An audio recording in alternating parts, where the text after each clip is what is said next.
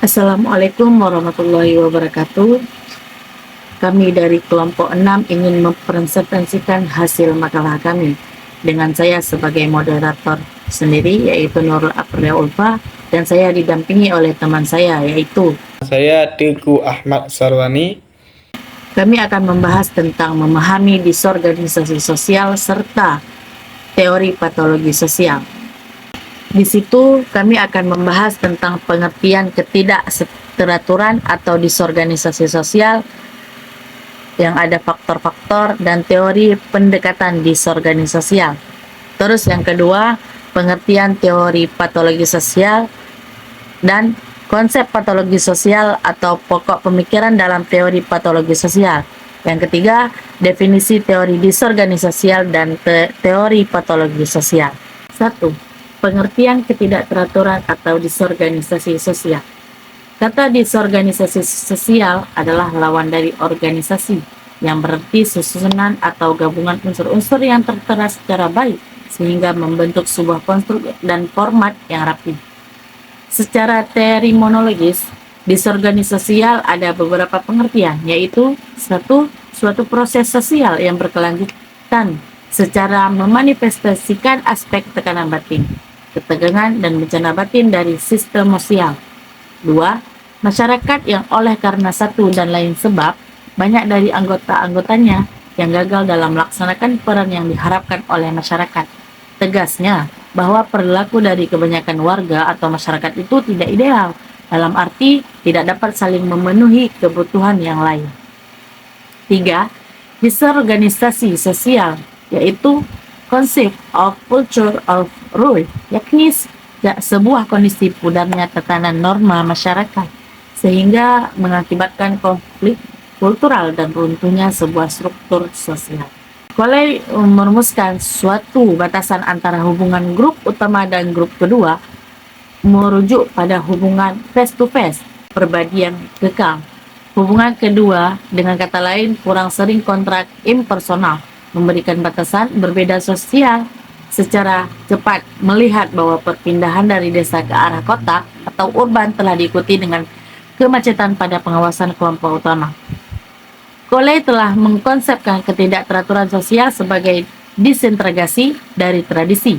Dia beralasan bahwa aspek terburuk dari ketidakteraturan sosial adalah bahwa kemunculan standar sosial lebih rendah, bidang dari pencapaian dan melontornya daya kembali pada sensibilitas dan impuls primitif lainnya.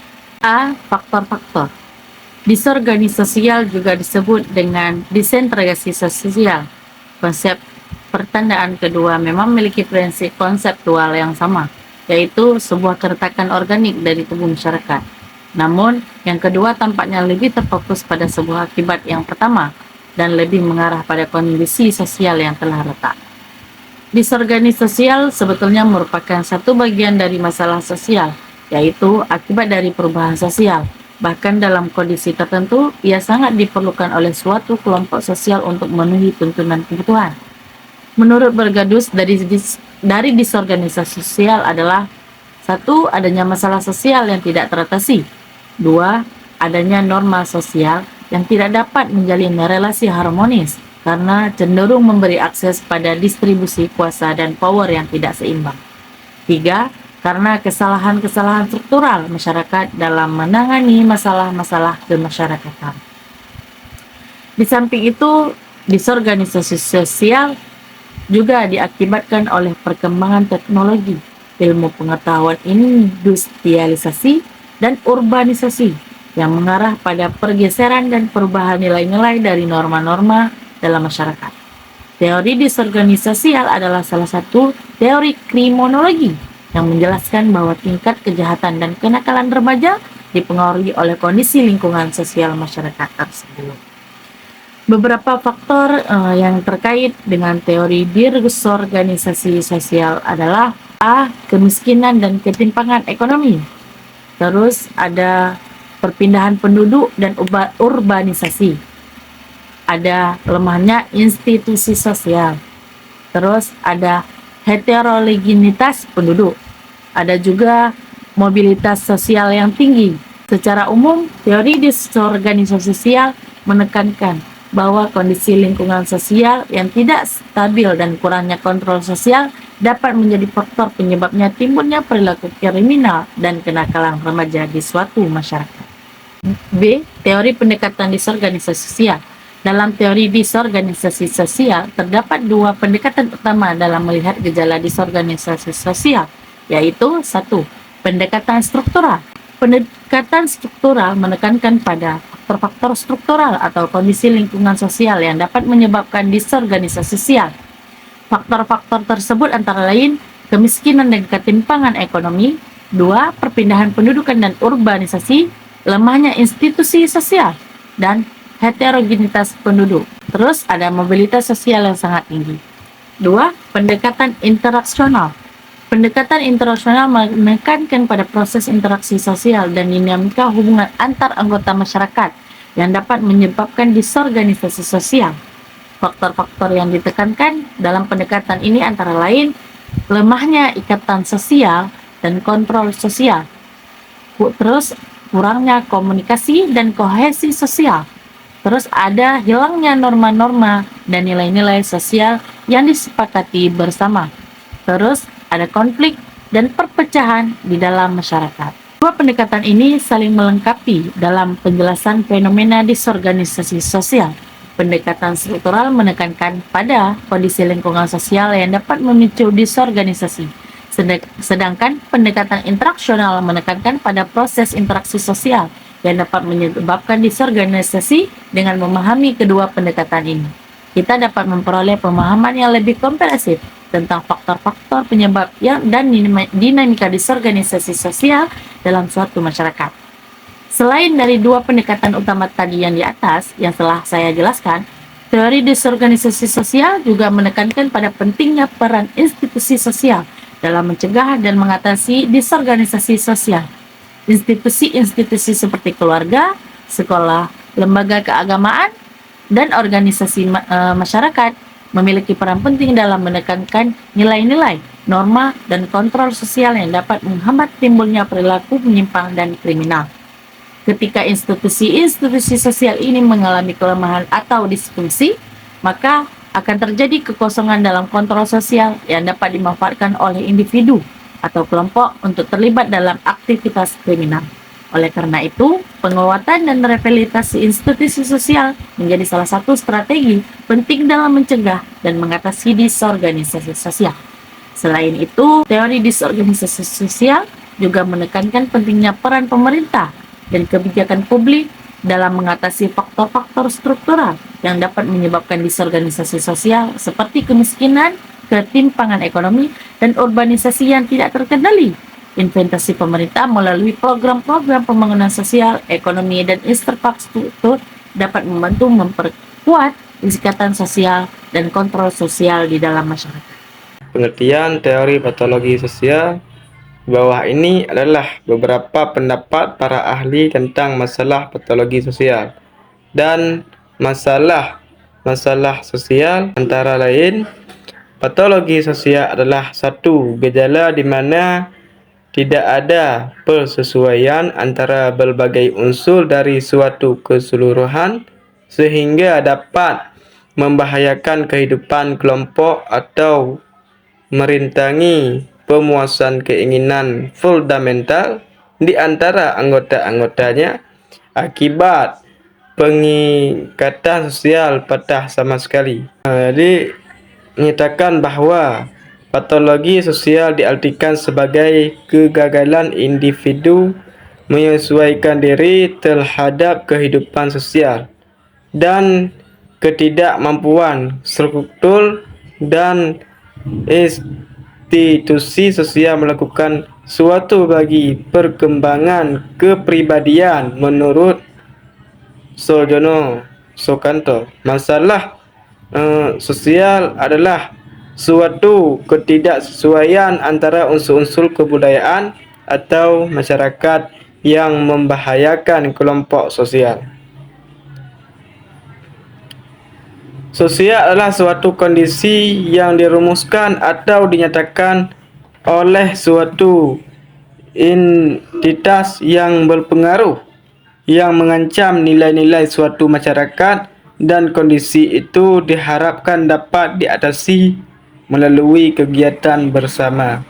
Jadi, memutuskan bahawa sesuatu itu merupakan masalah sosial atau bukan adalah masyarakat yang kemudian disosialisasikan melalui suatu entitas, dan tingkat keparahan sosial yang terjadi dapat diukur dengan membandingkan antara suatu ideal dan realitas yang terjadi. Contohnya adalah masalah kemiskinan yang dapat didefinisikan sebagai suatu standar tingkat hidup yang rendah, iaitu adanya suatu tingkat kekurangan suatu materi pada sejumlah atau golongan orang dibandingkan dengan standar kehidupan umum yang berlaku di masyarakat yang bersangkutan.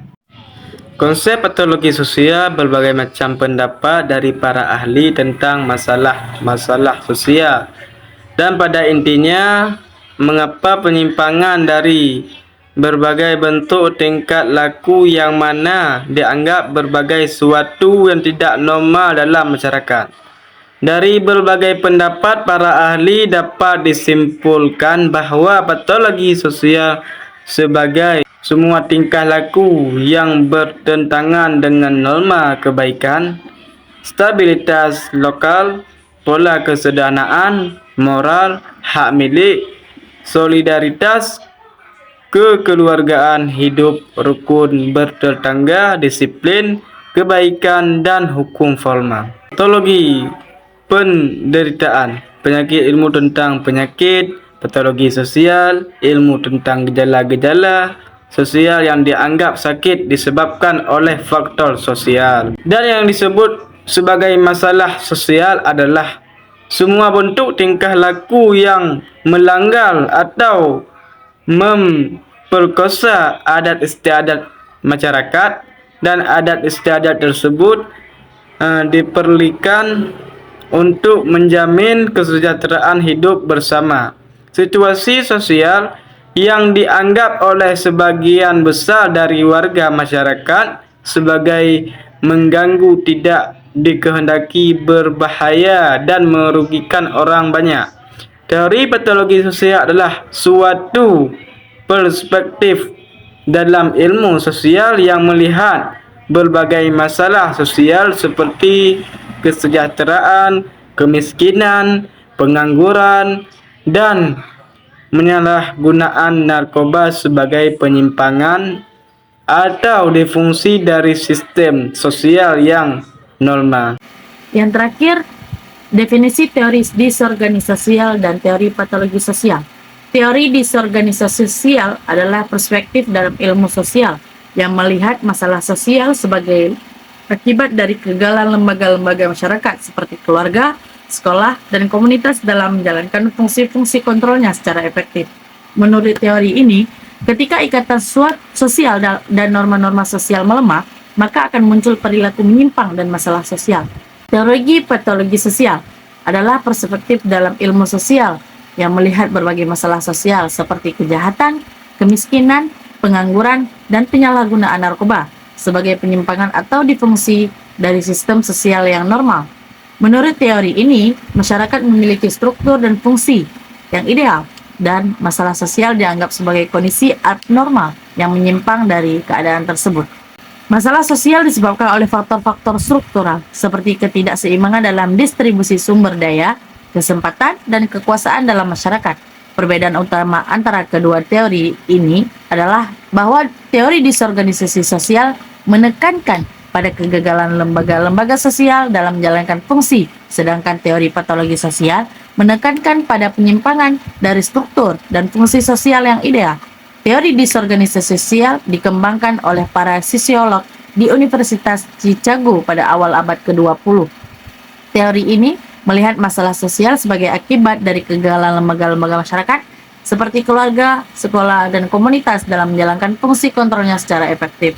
Ketika ikatan sosial dan norma-norma sosial mulai melemah, maka akan muncul perilaku menyimpang dan masalah sosial. Faktor yang dapat menyebabkan disorganisasi sosial antara lain urbanisasi yang cepat, migrasi, dan perubahan sosial yang cepat.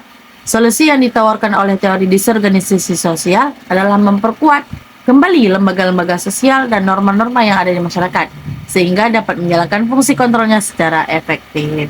Teori patologi sosial melihat berbagai masalah sosial seperti kejahatan, kemiskinan, dan pengangguran, dan penyalahgunaan narkoba.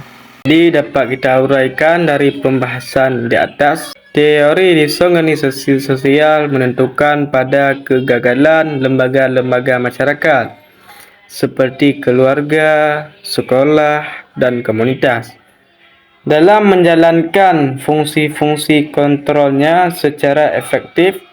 Ketika ikatan sosial dan norma-norma sosial melemah, maka akan muncul perilaku menyimpang dan masalah sosial. Faktor-faktor yang dapat menyebabkan disorganisasi sosial antara lain urbanisasi yang cepat, migrasi, dan perubahan sosial yang cepat. Solusi yang ditawarkan adalah memperkuat kembali lembaga-lembaga sosial dan norma-norma yang ada di masyarakat. Teori patologi sosial melihat berbagai masalah sosial sebagai penyimpangan atau disfungsi dari sistem sosial yang normal. Menurut teori ini, masyarakat memiliki struktur dan fungsi yang ideal, dan masalah sosial dianggap sebagai kondisi abnormal yang menyimpang dari keadaan tersebut. Masalah sosial disebabkan oleh faktor-faktor struktural seperti ketidakseimbangan dalam distribusi sumber daya, kesempatan, dan kekuasaan dalam masyarakat. Solusi yang ditawarkan adalah upaya perbaikan atau reformasi struktur sosial agar dapat berfungsi secara normal kembali, serta rehabilitasi atau terapi bagi individu yang dianggap menyimpang. Patologi sosial menekankan pada penyimpangan dari struktur dan fungsi sosial yang ideal. Kedua teori ini memberikan perspektif yang berbeda dalam memahami dan mengatasi masalah sosial yang terjadi di masyarakat. Sekian dari saya, lebih dan kurang saya mohon maaf. Wabillahi taufiq wa hidayah. Wassalamualaikum warahmatullahi wabarakatuh.